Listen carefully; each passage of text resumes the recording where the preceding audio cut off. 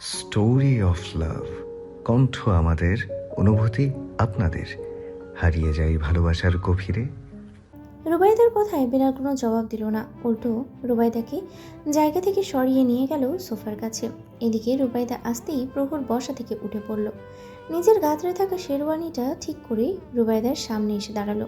প্রহর, তুই এখনো কেন ওদের সাথে হসপিটালে যাবি না? আর তোর এই অ্যাসিস্ট্যান্ট আমাকে ওদের সাথে যেতে দিল না কেন? ওকে ছাড়তে বলতো। আমার অনামিকার কাছে যাওয়াটা জরুরি। মেয়েটার সেন্স নেই যে। রুবাইদার কথা শুনে প্রহর চোখের ইশারায় বেলালকে ছাড়তে বলল। প্রহরের নির্দেশ মতো তৎক্ষণাৎ রুবাইদার ধরা বাহুটি ছেড়ে দিয়ে একটু দূরে গিয়ে দাঁড়ালো। এত টেনশন করছো কেন দাদিমা? তোমার অনামায়ের জন্য তার ছেলেই যথেষ্ট। আফটার অল সে একজন নামকরা ডাক্তার। প্রহরের এরূপ কথা শুনে রুবাইদা চিন্তিত মুখেই তার দিকে তাকালো। ছেলে ডাক্তার হলো কি হয় গেল, সে যে ব্যথা পেয়েছে তার জন্য কি টেনশন করা উচিত নয়? তবে করো টেনশন, যত পারো তত বেশি টেনশন করো। বারণ করা হয়নি। এখানে বসে বসে টেনশন করলে তো আমার প্রেশার এমনিতেই হাই হবে। এর চেয়ে আমি ওদের সাথে হসপিটালে যাই। ওরা মনে হয় এতক্ষণে চলে গেছে। কথাটা বলে রুবাইদা সদর দরজা দিয়ে যেতে নিলেই প্রহরের কথা শুনে থেমে যায়। তোমার তো বড্ড শখ ছিল আমার দ্বিতীয় বিয়ে করানোর। তো সে বিয়ে না করিয়ে চলে যাচ্ছ যে।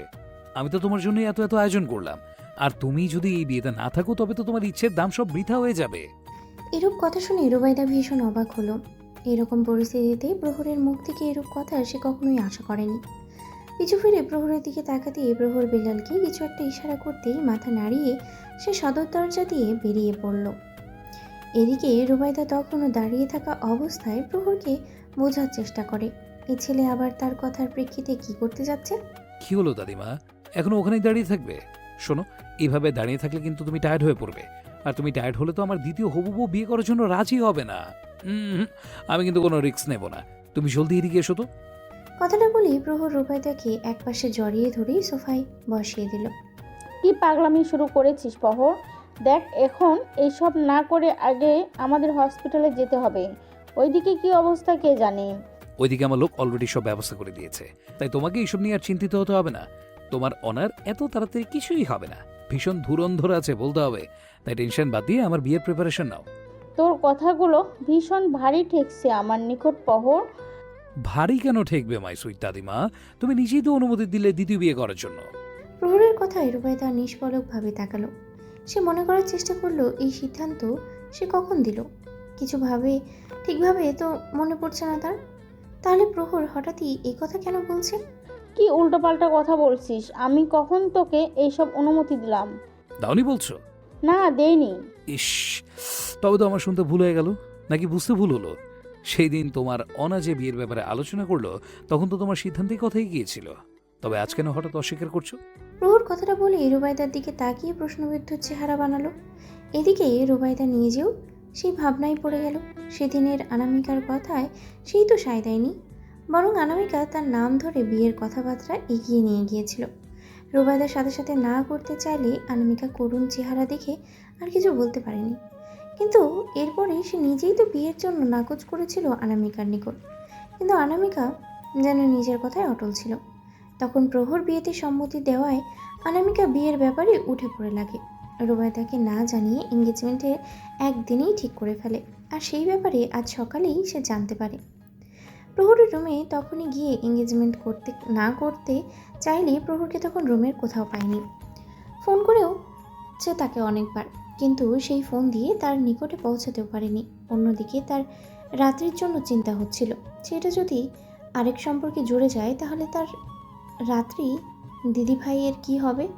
এসব ভাবনা ভাবতে ভাবতেই প্রহরের কথায় ফের তার দিকে তাকালো। মনে পড়লো বুঝি মাই প্রেশিয়াস দাদিমা? তুই ভুল বুঝেছিস প্রহর। আমি কখনোই এই বিয়েতে রাজি ছিলাম না, বরং এই বিয়ে আর আজকের এই এঙ্গেজমেন্ট আটকানোর জন্যই তোকে সকাল থেকে খুঁজছিলাম। কিন্তু যখন শুনলাম তুই এঙ্গেজমেন্ট এর জন্য রাজি, তখন তোকে আর কিছু বলার সাহস পাইনি। রুবাইদার কথা শুনে প্রহর যেন ভীষণ মজা পেল, অট্ট হাসিতে ফেটে পড়ল তৎক্ষণাৎ। রুবাইদা নিজেও প্রহরের এই হাসির উৎস খুঁজে পেল না। সে এমন কি বলল যে তার কথায় ছেলেটা এইভাবে হাসছে? বড্ড বেশি কাঁচা খেলোয়াড় তুমি দাদিমা। নিজের নাতনির সর্বনাশ ডেকে আনতে রাজি হয়ে গেলে। তুমি নাকি তাকে কষ্ট দিতে চাও না, তার জন্য দিন রাত তাকে মাথায় করে রাখো। তবে এখন তারই স্বামী যখন দ্বিতীয় বিয়ে করতে রাজি হয়েছে, তখন তুমি সেই সম্পর্ক করতে চুপচাপ মেনে নিচ্ছিলে। এতটা বেশি কৃপণ হয়ে পড়লে কিভাবে? তোর জন্যই তো কিছু বলতে পারছিলাম না, তুই নিজেই তো বারণ করেছিলি। আর যদি সত্যিটা বলেও দিই, তবে তুই কি রাত্রি দিদিভাইকে মেনে নিতি, নাকি এই বাড়িতে তাকে থাকতে দিতি? কথাটা শুনে প্রহর শান্ত চোখে তাকালো। এরপর দাদিমার দিকে ফিরেই বাঁকা হাসলো। তোমার নাতনি ভীষণ ছোট গো দাদিমা। এই মেয়ে কি তোমার এই নাতিকে সামলাতে পারবে? সামলাতে পারলে তো তোমার নাতনিকে মেনে নিতে আমার 2 মিনিটও লাগতো না। প্রহরের কথায় রুবাইদার চোখ গরম করে তাকালো। যাই হোক, অনেক বেশি সময় ওয়েস্ট হয়ে যাচ্ছে। আপাতত তোমাকে এখানে আটকে রেখেছি আমার দ্বিতীয় বিয়ের সাক্ষী হিসেবে। প্রথম বিয়েতে তো সাক্ষী রাখতে পারেনি তোমায়, তবে দ্বিতীয় বিয়েতে কোনো কম্প্রোমাইজ হবে না। কথাটা বলার সাথে সাথেই সদর দরজা দিয়ে কয়েকজন ব্যক্তিকে ঢুকতে দেখলো। তাদের পেছনে বেলাল সাথে আরেকজন ব্যক্তিকেও দেখতে পেল। সে হলো প্রত্যুষের ভার্সিটির প্রফেসর শায়ের শেখ। শায়ের শেখ এসেই প্রহরের সাথে হাত মেলালো। এরপর রুবাইদাকে সালাম জানাতেই রুবাইদা সালামের জবাব দিয়েই, তুমি হঠাৎ এখানে যে দাদুভাই? সেসব কথা পরে হবে, আপাতত তুমি চুপচাপ বসে থাকো। কিছুক্ষণ পরেই তোমার আদরের নাতির দ্বিতীয় বিয়ে হবে। প্রহরের কথা শুনে শায়ের শেখ মুচকি হেসে পাশে থাকা সোফায় বসলো। এর পাশের সোফায় কালো কোট পরিহিত 3 জন উকিল বসলো। এর সাথে একজন বয়স্ক কাজীও বসলো। কি কখন থেকে দ্বিতীয় বিয়ে শুরু করেছিস? মাথা খারাপ হয়ে গেছে তোর? আর দ্বিতীয় বিয়েটা করবিটা কাকে? থিন্তিয়া তো এখানে উপস্থিত নেই। কথাগুলো বলার মাঝেই হঠাৎ করেই সিঁড়ির মাঝে ঠকঠক শব্দে দুজনকে নামতে দেখলো। এর মধ্যে একজন প্রত্যুষী, আরেকজনকে ঠিকভাবে চিনতে পারলো না। কারণটি হলো মেয়েটি ব্রাইডাল সাজ। চিন্তিত বদন নিয়েই ভালো করে সেই ব্রাইডালের দিকে তাকাতেই 420 ভোল্টের ঝটকা খেলো। এটা তো রাত্রি। রাত্রি এইভাবে ব্রাইডাল সাজে সজ্জিত কেন? ভাবনার মাঝেই রাত্রিকে নিয়ে প্রত্যুষী প্রহরের সামনে গিয়ে দাঁড় করালো। রাত্রি দিদিভাই, এটা কি সত্যিই তুই? রুবাইদার কথায় রাত্রি কোনো উত্তর দিল না। থেমে থেমে তাকে হিচকি দিয়ে চোখের অশ্রু ফেলতে দেখল। প্রত্যুষী ঠোঁট চেপে কোনো মতে হাসি আটকালো। কান্না করছিস কেন দিদিভাই? এই রাত্রি, আমি বিয়ে করব না নানুমণি, আমি কিছুতেই বিয়ে করব না। কথাটা বলতে বলতে রুবাইদার বুক ঝাঁপিয়ে পড়ল। হঠাৎ রাত্রির এরূপ ব্যবহার কেউই কিছু বুঝতে পারল না।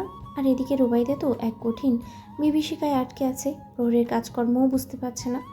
সাথে রাত্রির এরূপ কান্না করতে করতে বিয়ে না করার বিলাপ করা, আশেপাশে কে আছে না আছে এসব ব্যাপারে এই মেয়ের কোনো ধারণা নেই। এদিকে প্রহরের কানে কানে প্রত্যুষী কিছু একটা বলতেই প্রহর চোখ গরম করে তাকাতেই প্রত্যুষী ভেংচি কেটে অন্যত্র গিয়ে দাঁড়ালো। আর প্রহর নিজের হাত ঘড়ির দিকে তাকিয়ে রাত্রিকে তৎক্ষণাৎ রুবাইদার থেকে ছাড়িয়ে নিল। এরপর শক্ত করে চেপে ধরে সোফায় গিয়ে বসালো। সাথে সে নিজেও বসলো। রাত্রি আবারও উঠে গেলে তৎক্ষণাৎ প্রহর ধমক দিয়ে চুপ করিয়ে দিল। সবকিছু রেডি তো? প্রহরের গম্ভীর কথায় সকলের মাথা নাড়িয়ে সম্মতি দিল। তবে শুরু করুন আমার দ্বিতীয় বিয়ে। বর কনে দুজনেই প্রস্তুত আছে।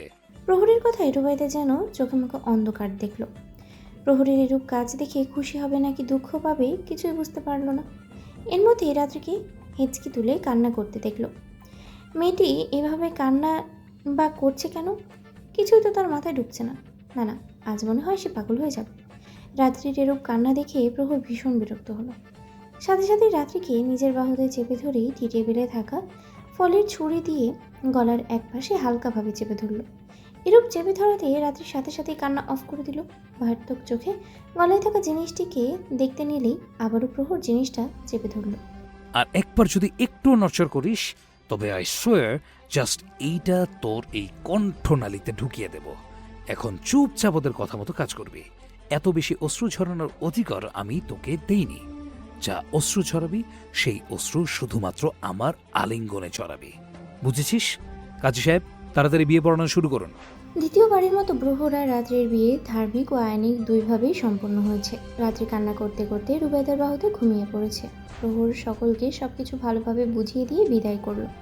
এরপর ফোনে কিছু টাইপ করতে করতে রাত্রির নিকটে আসলো। ফোন তৎক্ষণাৎ পকেটে ঢুকিয়ে রুবাইদার বাহুতে থাকা ঘুমন্ত বইয়ের দিকে তাকালো। এই তাকানোতেই যেন প্রহরের স্পন্দনের গতির মাত্রা কিছুটা বেড়ে গেল। তবে তা সময়ের মধ্যেই নিজেকে সামলে রুবাইদার বাহু থেকে রাত্রিকে ছাড়িয়ে নিল। করছিসটা কি? মেয়েটা ঘুমিয়ে আছে তো। আমার বউ তোমার কাছে কেন ঘুমাবে? ঘুমলে সে আমার বুকে ঘুমাবে। আর বিয়ে করছি কি বুকে শান্তিমতো ঘুমিয়ে থাকতে? আজ থেকে ওর শান্তির ঘুম বন্ধ। এতদিন অনেক শান্তির ঘুম ঘুমিয়েছে, কথাটা বলে রাত্রিকে পাজাগুলা করে তুলে নিল। এরপর রুবাইদাকে কোনো কিছু বলার সুযোগ না দিয়ে নিজের রুমের উদ্দেশ্যে যেতে থাকলো। আগে তো বউ মানতি না, তাহলে এখন কেন বউয়ের এত খেয়াল রাখছিস? রুবাইদার কথায় পা থেকে থেমে গেল প্রহরের। কিছু না তাকিয়ে রাত্রির ঘুমন্ত মুখের দিকে তাকালো। তোমার নাতনির স্বামীকে সামলানোর মতো বয়স হয়েছে দাদিমা, তাই এখন থেকে তার একমাত্র কাজ হবে আমাকে সামলানো। প্রহরের বেলাজ মার্কা কথা শুনে রুবাইদা আর কথা বলার ভাষা পেল না। প্রহর সেইভাবেই রাত্রিকে নিয়ে নিজের রুমে চলে গেল। এদিকে প্রত্যুষী ওদের কাণ্ড দেখে আরও মুচকি মুচকি হাসছে। কোলে নেওয়া পছন্দ কি আপনার, নীলাম্বরী? হঠাৎ করে শায়রের কথায় প্রত্যুষীর সাথে সাথে নিজের হাসি বন্ধ করে তার দিকে তাকালো। মানেটা হলো আমার বডি ফিটনেস যথেষ্ট হেলদি। ইচ্ছে আছে আমার বউকে সারাক্ষণ কোলে কোলেই রাখবো। সেই কথা আমাকে কেন বলছেন স্যার? বলছি কারণ আমার বলতে ভালো লাগছে। শায়রের কথায় প্রত্যুষী অবাক লোচনেই চেয়ে থাকলো। শায়রের হাবভাব একটু হলেও সে বুঝেছে, কিন্তু সে তো অন্য কাউকে মন দিয়ে বসে আছে সেই কিশোরী বয়স থেকে। ডোন্ট ওয়ারি নীলাম্বরী, চাপ নিবেন না, সময় এখনো অনেক বাকি। আপাতত পড়াশোনায় ফোকাস দিন, অন্য কিছু নিয়ে ভাবার জন্য পুরো লাইফ পড়ে আছে। কথাটা বলেই শায়র উঠে পড়ল। এরপর রুবাইদার কাছে গিয়েই দাদি যান চলুন। শায়রের কথায় রুবাইদা নিজের ভাবনা থেকে বেরোলো। কোথায় যাব? প্রহর বলল আপনাকে হসপিটালে নিয়ে যেতে। কথাটা শোনার সাথে সাথে রুবাইদা বসা থেকে দাঁড়িয়ে পড়ল। এদিকে প্রত্যুষী হঠাৎ করেই হসপিটালের কথা শুনে অবাক হলো। হসপিটালে কেন? দেখেছো, এখানে এইসব ঝামেলার কারণে তোকে তো আসল কথা বলাই হয়নি দিদি ভাই। রুবাইদা অশ্রুযুক্ত নয়নে কথাটা বলে হাঁপিয়ে উঠল। প্রত্যুষী তাড়াতাড়ি করে রুবাইদাকে গিয়ে ধরল। রিল্যাক্স দাদিমা, কি হয়েছে? ধীরে সুস্থে বলো, এভাবে প্যানিক করো না। রিল্যাক্স কিভাবে হব? ওইদিকে ওনা হসপিটালে হয়তো ভর্তি। এই সিনথিয়া মেয়েটাও ব্যথা পেল। মামুনির হসপিটালে মানে? হ্যাঁ রে, তুই রাত্রিকে নিয়ে আসার আগেই ওনা আর সিনথিয়া দুইজনেই সিঁড়ি থেকে পড়ে যায়। কথাটা শোনা মাত্রই প্রত্যুষীর বুকে কেমন করে উঠল। তার মামুনি হাসপাতালে, আর সে এখনো পর্যন্ত সেই বিষয়ে জানেও না। দাভাই কি এখানে ছিল না? ওহর, আমি দুইজন ছিলাম। আর কিছু শোনার মতো ধৈর্য হলো না প্রত্যুষীর। নিজের ভাব ছেড়ে দিতে চাইলে শায়র এসে সাথে সাথেই ধরে ফেলল। তার শরীর কাঁপছে। দাদিমা, আমি মামুনির কাছে যাব, প্লিজ আমাকে নিয়ে চলো না। মামুনি। কথাগুলো বলতে বলতেই প্রত্যুষী কান্না করে দিল। জন্মের পর থেকে অনামিকার ছত্রছায়ায় নিজের শিশুকাল কাটিয়েছে। অনামিকাকে সে নিজের আপন মাই ভাবে। মন সবসময় তার সাথেই থাকতে চায়, কিন্তু সম্পর্কের বেড়াজালে তার সেই ইচ্ছে পূরণ হয় না। কান্না করবেন না নীলাম্বরী। শায়রের কথায় তবুও কান্না কমল না, বরং বাড়ল। নিজেকে তাড়াতাড়ি ছাড়িয়ে নিল শায়রের বাহুবন্ধন থেকে। স্যার, আমাকে প্লিজ হসপিটালে নিয়ে যাবেন। দাভাই যখন দাদিমাকে নিয়ে হসপিটালে যেতে বলেছে আপনাকে, তখন আপনি নিশ্চয়ই হসপিটালের ঠিকানা জানেন।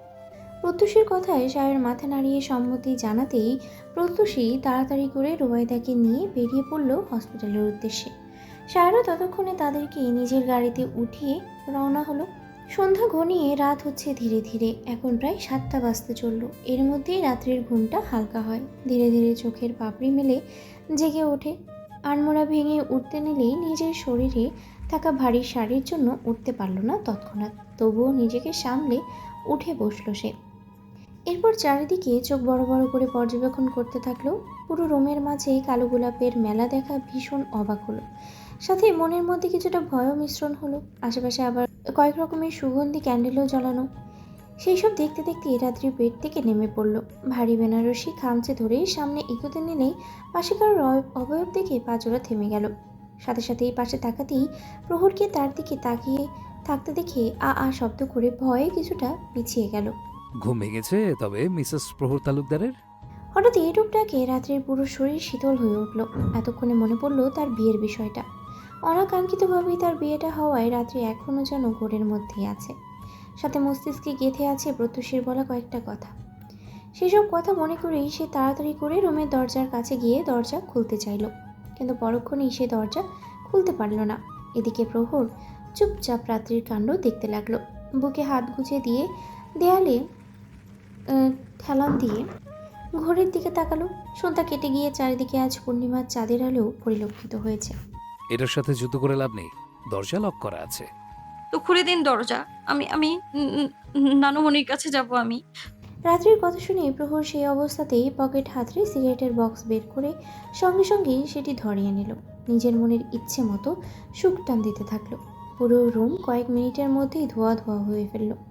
এদিকে এইভাবে ধোয়া ওঠায় রাত্রি নাক চেপে ধরেই কাঁচতে লাগলো। সিগারেটের গন্ধ খুবই জঘন্য লাগে তার, কিন্তু প্রহরকে কিছুই বলতে পারছে না। কাম হিয়ার মিসেস প্রহর তালুকদার। প্রহরের ডাক রাত্রি শুনেও কোনো রিয়্যাক্ট করলো না।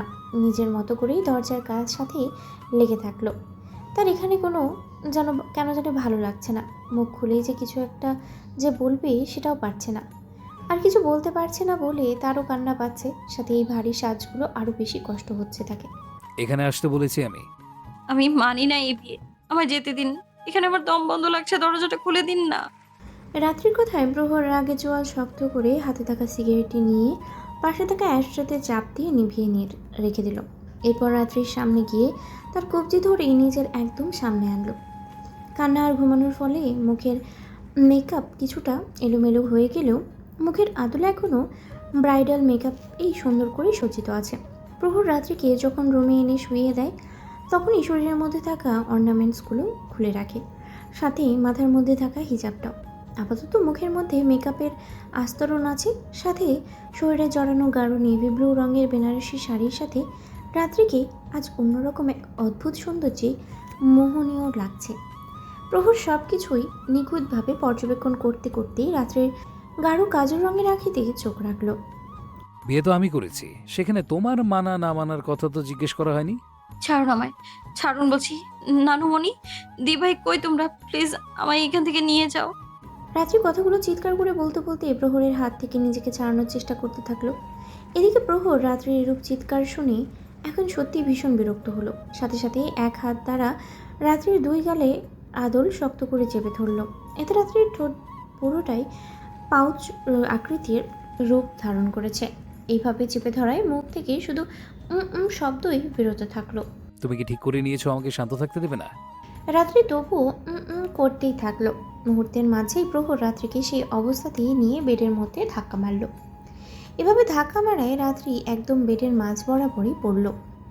আশেপাশে থাকা কালো গোলাপের পাপড়িগুলো ছড়িয়ে ছিটিয়ে পড়ল, সাথে কিছু পাপড়ি রাত্রির শরীর আর মুখের মধ্যেও পড়ল। প্রহর তৎক্ষণাৎ রাত্রির নিকট ঝুঁকে গেল। মুখে থাকা সিগারেটের গন্ধ রাত্রির মুখের আদলে পড়লেই সে অন্য পাশে সরতে নিলেই প্রহর তৎক্ষণাৎ রাত্রির দুই হাতের মাঝে নিজের হাত দিয়ে আটকে দেয়। এরপর সেই হাত দুটো মাথার উপরে রেখে দিয়ে রাত্রির দিকে ঝুঁকল। বড্ড বেশি জ্বালাচ্ছ সুইটহার্ট। আজ নিজেকে শান্ত রাখতে চাইছি, কিন্তু তুমি তো সেটা থাকতেই দিচ্ছ না। আমি যদি তোমায় চালানো শুরু করি তবে তোমার অস্তিত্ব আদৌ সঠিক থাকবে কিনা আমি বলতে পারছি না। প্রহরের এরূপ কথা শুনে রাত্রির ঠোঁট উল্টল। এই লোক তার উপরে নিজের পুরো ভার ছেড়ে দিয়েছে বিধায় সে ঠিকভাবে দমও নিতে পারছে না, হাত দিয়েও কিছু করতে পারছে না এভাবে ধরে রাখায়। এর মধ্যে প্রহর রাত্রির গলায় মুখ গুজে দিল, সাথে সাথে রাত্রির চোখ মুখ খিচে শরীর শক্ত করে ফেলল। এদিকে প্রহর রাত্রির গলায় থাকা কালো গোলাপের পাপড়িটা ঠোঁট দ্বারা নিয়ে একপাশে ফেলে সাথে সাথেই গলায় গাঢ় চুমু রাখল। কিছুক্ষণ সেই জায়গায় উষ্ণ চুমুন দিয়ে মুখ উঠিয়ে রাত্রির বন্ধ চোখের দিকে তাকালো। নিঃশ্বাস ছাড়ো রাত। প্রহরের কথায় রাত্রি তবুও নিঃশ্বাস ছাড়ল না, নিজেকে শক্তভাবেই জমিয়ে রাখল। প্রহর রাত্রির এরূপ কাণ্ডে মুচকি হাসল, সাথে সাথে রাত্রির গলায় আঙুল দ্বারা সুরসুরি দিতে থাকলো। এরূপ সুরসুরিতে রাত্রি আর নিজেকে শক্ত রাখতে পারল না। মুহূর্তের মাঝেই নিঃশ্বাস ছেড়ে শরীর মুচড়ে দিয়ে খিলখিলিয়ে হেসে দিল। প্রহর তখনও নিজের হাত কাজ থামালো না, তখনও গলায় সুরসুরি দিচ্ছে তো দিচ্ছেই। কখনো উদরের এক পাশে পুরো বেড জুড়ে রাত্রি প্রহরের এরূপ খুনসুটি চলতে থাকলো কিছুক্ষণ। রাত্রির এরূপ হাসিতে প্রহরের ঠোঁটেও হাসি চলে এলো। তার বউটাকে এভাবে হাসলে তো খুব কিউট লাগে, আর তার কিউটনেসের মাঝেই প্রহর পুরো জীবনটাই দিব্যি কাটিয়ে দিতে পারবে। সুরসুরি দেওয়া কমিয়েছে দেখে রাত্রি নিজের হাসি থামিয়ে প্রহরের দিকে তাকাতেই তার মুখেও হাসি দেখতে পেল। প্রহরের হাসি মুখ দেখে রাত্রি যেন সাথে সাথেই দুটো হার্টবিট মিস করলো। জিভা দিয়ে নিজের ঠোঁট ভিজালো। বড্ড বেশি তৃষ্ণা পাচ্ছে তার এভাবে প্রহরকে হাসতে দেখে। নিজেকে সামলাতে চাইলেও পারল না, হাত দুটো বেদের চাদরে মুচড়াতে থাকলো। এর মাঝেই রাত্রির সামনে প্রহর পানির গ্লাস তুলল। Drink it. প্রহরের কথায় রাত্রি তার হাতে পানির গ্লাস দেখল। কোনো কিছু না ভেবেই শোয়া থেকে উঠেই পানির গ্লাস নিয়ে দ্রুত পুরো পানিটা ফিনিশ করে ফেললো। প্রহর খালি গ্লাসটা নিয়ে ছোট্ট টেবিলে রাখলো। ফ্রেশ হবে কি? প্রহরের কথায় রাত্রি মাথা নাড়ালো। ওকে দেন, ফ্রেশ হয়ে নাও। ওয়াশরুমে তোমার প্রয়োজনীয় সকল জিনিস আছে। আর হ্যাঁ, ওখানে যে ড্রেস রাখা আছে সেটাই পরবে, ঠিক আছে? প্রহরের কথায় রাত্রি হ্যাঁ না কিছুই বলল না। কি হলো, চুপ করে আছো কেন? হুম। গুড, আমার কথা মতো চলবে। যেইভাবে বলবো সেভাবেই থাকবে, নয়তো আমি প্রহর কেমন খুব ভালো করেই জানা আছে তোমার। শান্ত আছি, শান্ত থাকতে দাও। কথার অবাধ্য হবে তো প্রহরের অবাধ্যতার শাস্তিও কঠিনভাবেই পাবে। এখন জলদি গিয়ে এসব চেঞ্জ করো। আর হ্যাঁ, কিছুক্ষণ পর রুম্পা খাবার নিয়ে আসবে। খাবার পুরোটা ফিনিশ করবে। খাবার ফিনিশ করে এখানেই থাকবে, রুম থেকে এক পাও যাতে বাইরে না যায়। আমি এখন বেরোচ্ছি, 2 ঘন্টা পরেই চলে আসবো। কথাগুলো বলেই রাত্রিকে কোলে নিয়ে নিল। এরপর ওয়াশরুমের মাঝে দাঁড় করিয়ে দিল। 15 মিনিটের মধ্যে বেরোবো, আসছি আমি। প্রহর রাত্রিকে রেখে এই রুম থেকে বেরিয়ে পড়ে। এরপর চলে যায় নিজের গন্তব্যে। রাত 9টা। অনামিকা আর সিন্ধিয়াকে নিয়ে মাত্রই সবাই মিলে তালুকদার ভিলায় ফিরল। অনিকা মাথায় কম ব্যথা পেলেও ডান হাতের ব্যথাটা বেশি পেয়েছে, যার জন্য হাতে প্লাস্টার করে বেল দিয়ে গলায় ঝুলিয়ে রেখেছে। আর পায়ে হালকা মোচড় খেয়েছে বিধায় সেখানে আপাতত প্লাস্টার নেই। এদিকে সিন্থিয়াও হাতে কিছুটা ব্যথা পেয়েছে বিধায় তার হাতেও প্লাস্টার বাঁধা। সকলেই ভীষণ ক্লান্ত, তবে অনামিকা এত ব্যথা পেয়েও নিজের জিদের কাছে যেন হেরে যায়নি সে।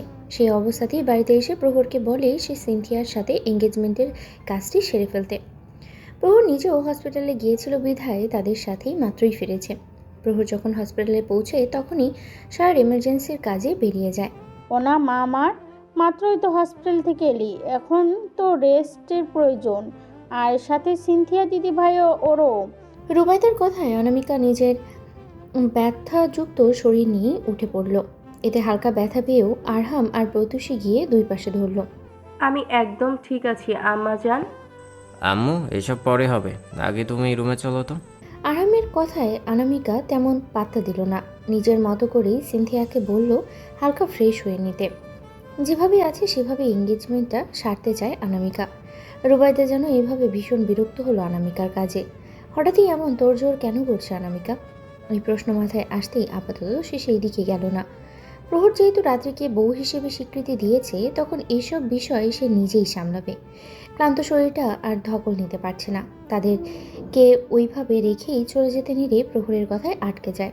রুম্পা, এই রুম্পা। প্রহরের ডাকে রুম্পা রান্নাঘর থেকে ছুটে আসে। এতক্ষণ ধরে দুই বোন মিলে রাতের রান্না করেছে তারা। জি ভাইজান। তোর ভাবি কই? প্রহরের কথায় রুম্পা প্রথমে বুঝলো না। কোনো ভাবি ভাইজান? এনে তো কোনো ভাবি নাই আমগো। রুম্পার কথায় প্রহর গিয়ে সোফায় আরাম করে বসলো। আমার বউয়ের কথা বলছি, জলদি গিয়ে আমার রুম থেকে ডেকে নিয়ে আয় তো। বলবি তার সদ্য হওয়া একমাত্র জামাই তাকে ডাকছে। প্রহরের কথা এখনো বুঝলো রুম্পা। জিভায় কামড় দিয়ে মাথায় একটা টোকা দিল। ভয় লাগেছে ভাইজান, এখনই নতুন ভাবিরে ডাইকা আনতাছি। কথাটা বলে রুম্পা হাসি হাসি মুখটাই ছুটে গেল প্রহরের রুমের দিকে। এদিকে বাড়িতে উপস্থিত রুবাইদা আর প্রত্যুষী বাদে সকলের মুখেই এক্সপ্রেশন দেখার মতো। প্রহর, এসব কি বলছো? তোমার বউ মানে? অনামিকার কথায় প্রহর নিজের দাদিমার দিকে তাকিয়ে বাঁকা হাসল। দাদিমা, তুমি ওইদিকে কই যাচ্ছ? তোমার অনা কিছু জিজ্ঞেস করেছে আমায়, কিন্তু আমার কেন যেন মনে হচ্ছে তার কথার উত্তর তুমি একমাত্র ভালো করে বলতে পারবে, তাই না মাই প্রিশিয়াস দাদিমা? প্রহরের কথা শুনে অনামিকা রুবাইদার দিকে তাকালো। এদিকে সিনথিয়া নিজেকে দাঁড় করিয়ে রাখলেও প্রহরের কথায় বলা আমার বউ কথাটা শুনে আর দাঁড়িয়ে থাকতে পারল না। দাঁড়ানো থেকে পড়ে যেতে নিলে পাশে থাকা প্রত্যুষী তাকে ধরে ফেললো। প্রহর, এখন কিন্তু মজার ব্যাপার চলছে না। দেখো, অনা সিনথিয়া মামুনি অসুস্থ, তাই তাড়াতাড়ি আন্টি পরিয়া রসনটা শেষ করতো বাবা। শাহেদের কথায় প্রহর ফের দাদিমার থেকে চোখ সরিয়ে তার দিকে তাকালো। আমাকে দেখে আপনার কেন মনে হলো যে আমি মজার মুডে আছি? দেখুন, আমি নিজেকে নিয়ে কখনো মজা করেছি বলে আমার মনে পড়ছে না, তবে আমি আমার একমাত্র বউকে নিয়ে আপনাদের সামনে মজা করব সেটা আপনি ভাবলেন কি করে আঙ্কেল? প্রহরের গম্ভীর কথা শুনে এবার অনামিকা যেন ভীষণ চিন্তিত হলো। মাথার ক্ষতের ব্যথাটা পালাক্রমেই বাড়লেও সেটাকে গ্রাহ্য করলো না। নিজের শান্ত স্বভাব যেন মুহূর্তের মধ্যেই রাগী রূপে ধারণ করলো। বাজে বকা বন্ধ করো প্রহর। সিনথিয়া, তুই গিয়ে প্রহরের পাশে বস। আরহাম, তোর কাছে আংটির বক্স দিয়েছিলাম যে, সেটা দে তো। অনামিকার কথায় আরহাম বিরক্ত হওয়া সত্ত্বেও পকেট হাতড়ে ছোট্ট একটি বক্স বের করলো। এরপর তা অনামিকাকে দিতেই তাড়াতাড়ি করে বক্সটি নিয়ে আংটি দুটো বের করলো। সিনথিয়াকে জোর করেই প্রহরের পাশে বসাতেই প্রহর সাথে সাথেই জায়গা থেকে উঠে পড়ল। এতে অনামিকা তেমন কিছু মনে করলো না, নিজের মতো করেই আংটি প্রহরের সামনে ধরলো। কি হলো প্রহর, নাও এটা সিনথিয়াকে পরিয়ে দাও বাবা, দেখো এমনিতেই অনেক রাত হয়েছে। ওনা করছিসটা কি? এভাবে আংটি নিয়ে তাড়াহুড়া করছিস কেন? তাই তো মামুনি, তুমি এত তাড়াহুড়ো করছো কেন? আগে বিষয়টা বুঝো। দাভাই কিন্তু সত্যিই বিবাহিত, আর তুমি একজন বিবাহিত ছেলের সাথে সিনথিয়া আপুর এঙ্গেজমেন্ট কিভাবে করাতে পারো? তুই চুপ থাক প্রত্যুষী, বড়দের মাঝে এভাবে কথা বলতে বারণ করেছি তো আমি। ওকে বকছিস কেন ওনা? দিদিভাই তো ঠিকই বলেছে, প্রহর আসলেই বিবাহিত। আজ বিকেলেই ও বিয়ে করেছে। রুবাইদার এমন কথায় পুরো লঞ্চ যেন হঠাৎ করেই চুপচাপ হয়ে রইল। অনামিকার হাত থেকে মুহূর্তের মাঝে আংটিটি নিচে পড়ে যায়। এদিকে আরহাম ভ্রু কুঁচকে রুবাইদার দিকে তাকিয়ে সকল পরিস্থিতি বোঝার চেষ্টা করছে, কিন্তু হঠাৎ করে কিছু একটা ভাবতেই তার কলিজাখানা কিছুটা কেঁপে ওঠে। এর মধ্যেই লনের মধ্যে ঘুম ঘুমু চোখে রাত্রিকে উপস্থিত হতে দেখা যায়। রুম্পাও রাত্রির সাথে আছে। রাত্রির প্রহরের কথা মতো তার রুমে থাকতে না চাইলেও বাধ্য হয়ে তাকে থাকতে হয়, কারণ তার রুমে কালো রঙের এক বিশাল সাইজের কুকুর গিয়ে দখল করে আছে। প্রথমে রুমে ঢুকতে কুকুরটিকে দেখে ভয়ে চিৎকার দিয়ে ওঠে। রাত্রির চিৎকার শুনে কুকুরটিও সাথে সাথে ঘেউ ঘেউ শব্দ করে তার কাছে আসতে চাইলেও শিকল দিয়ে বাঁধা থাকায় আর আসতে পারেনি। রাত্রিও সেই সুযোগে দৌড়ে গিয়ে আবারও প্রহরের রুমে ঢুকেই দরজা অফ করে দেয়। এরপর ভয়ের মধ্যে থেকেই বেডের মাঝে শুয়ে পড়ে। কিছুক্ষণের মধ্যেই তলিয়ে যায় গভীর ঘুমে। ভাইজান, ভাবি আইয়া পড়ছে। রুম্পার কথায় সকলেই তাদের দিকে দৃষ্টিপাত করে। এতে রাত্রির যেই ঘুম ঘুম ভাবটি ছিল তা মুহূর্তে বদলে গিয়ে অস্বস্তি বোধ ধারণ করে। রাত্রিকে এই মুহূর্তে নিচে কেন আসতে বলেছে তার কোনো ধারণা নেই, তবে অনামিকা হাতে ব্যান্ডেজ দেখে কিছুটা অবাক হলো। প্রহরের কথা মতো রাত্রি তখন গাঢ় মেরুন রঙের শাড়ি পরেছিল। ঘুমের ফলে শাড়ি কিছুটা কুঁচকে আছে, তবে মার্জিতভাবেই আছে শাড়িটি। রাত্রি শাড়ি পরতে পারে না বিধায় রুম্পার সাহায্যে শাড়িটা পরে নেয়। Come here my sweetheart. প্রহরের কথায় সবাই আরেক দফা অবাক হয়। প্রত্যুষী নিজেও অবাক হয়ে তাকায় তার দাভাইয়ের দিকে। এদিকে আরহাম যেন এই ঘোরের মধ্যেই আছে। তার রক্তজবা শাড়ি পরেছে। শাড়ি পরায় যেন রাত্রিকে আলাদা এক অন্যরকম সৌন্দর্য ঘিরে রেখেছে। প্রহরের কথা মতো রাত্রির সামনে এগোতে চাইলেও কেন জানি পারল না, রুম্পাকে শক্ত করেই ধরে রাখলো। ভাইজান, আপনারে ডাকতাছে ভাবি। রাত্রি তবুও গেল না, সে মাথা নিচু করে শক্ত হয়ে দাঁড়িয়ে থাকলো। এর মাঝেই প্রহর রাত্রির পাশে দাঁড়িয়ে রুম্পাকে কিছু একটা ইশারা করতেই রাত্রির ধরে থাকা হাতটি ছাড়িয়ে দিল। রাত্রি ছাড়তে না চাইলেও রুম্পা কোনো মতে ছাড়িয়ে দৌড়ে কিচেনে চলে গেল। রাত্রি যখন জায়গা থেকে নড়তে যাবে তখনই প্রহর রাত্রির কোমরের মধ্যে হাত গলিয়ে নিজের সাথে মিশিয়ে নিল। এরপর হাঁটা ধরল সামনের দিকে। সকলের মাঝে নিয়ে রাত্রিকে নিয়ে দাঁড় করালো নিজের কাছে।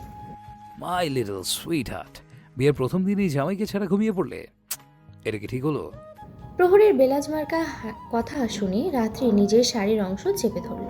প্রহর, তুই এই ফকিন্নিকে এভাবে ধরে রেখেছিস কেন? ছাড় ওকে। অনামিকা কথাটা বলেই রাত্রিকে প্রহরের কাছ থেকে সরাতে চাইলেই প্রহর জায়গা থেকে সরে গিয়ে অন্যত্রে দাঁড়ায়। এতে অনামিকা পড়তে পড়তে পড়ল না, নিজেকে সামলে নিল। তবে এই অনামিকার কথা শুনে প্রহর চোয়াল শক্ত করে তার দিকে তাকাল। মুখ সামলে মিসেস অনামিকা, আপনার সাহস কি করে হয় ওকে ফকিন্নি বলার? How dare you! হঠাৎ প্রহরের উচ্চ গর্জনে সকলে কেঁপে উঠল। অনামিকার সাথে সাথেই কিছুটা পিছিয়ে যায়। অবাক চোখে প্রহরের চোখের দিকে তাকিয়ে তার ভস্ম করার লুকটি দেখতে পেল। ও কোনো ফকিন্নি না, বরং আপনার থেকেও যথেষ্ট পাওয়ারফুল একজনের ওয়াইফ। সো এইসব কথা বলার আগে 10 বার ভাববেন। প্রহরের কথায় রাত্রি তার দিকে তাকাতে চাইলেও সাহসটা আর কুলানো না তার মুখের দিকে তাকানোর। প্রহর, হঠাৎ আরহামের কথায় প্রহর নিজের রাগী দৃষ্টি আরহামের দিকে ধাবিত করল। সেদিকে তাকিয়ে আবারও নিজের দাদিমার দিকে তাকালো। বাকিটা তুমি সামলে নাও দাদিমা, আমার হেডেক করছে। বউয়ের হাতে মাসাজ দরকার আপাতত। কথাটি বলার সাথে সাথে প্রহর রাত্রিকে কোলে তুলে নিল। কোলে নিয়ে প্রহর টির কাছে যেতে নিলেই আরহাম এসে আটকে দিল। ওকে নিয়ে কই যাচ্ছিস প্রহর? বাসর করতে। প্রহর, ডোন্ট শাউট। আমার বিয়ে করা বউ নিয়ে আমি কই যাব না যাব সেটা একান্ত আমার ব্যাপার, তুই জিজ্ঞেস করার কে? দেখ প্রহর, অনেকক্ষণ ধরে তোর পাগলামি সহ্য করেছি, এখন প্লিজ এসব বলা বন্ধ কর। ওকে নামিয়ে দে প্লিজ।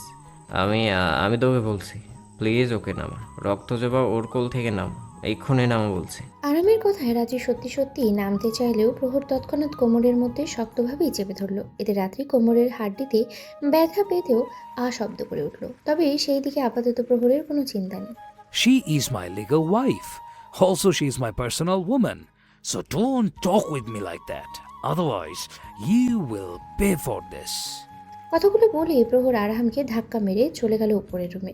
এদিকে আরহাম যেন নিজের শক্তিগুলো মুহূর্তের মধ্যেই নিঃশেষ হতে থাকলো পালাক্রমে। আম্মা জান, প্রহর যা বলছে তা কি সত্যি? হ্যাঁ সত্যি।